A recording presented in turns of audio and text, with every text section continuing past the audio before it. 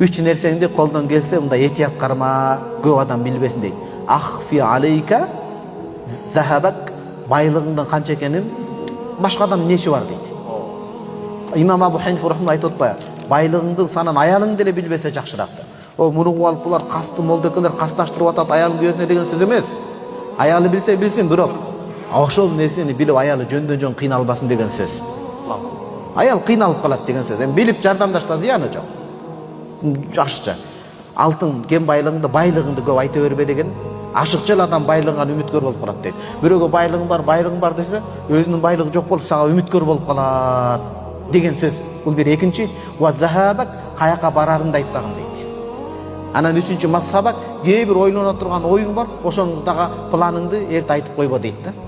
Ишиңди максатыңды эртерээк айтып койсоң, ишке ашып кетсе жакшы, ишке ашпай калса жаман. Анткени ар бир жакшылык ээси адамдар көрө албастык кылып көзү тийип кетиши мүмкүн. Көзү тийбеген өзүнө сөзү тийип кетиши мүмкүн дейт да. Ушул үч нерсе. Кем байлык бара турган жайыңды, кээ бир жакшы ойлоп турган оюңду.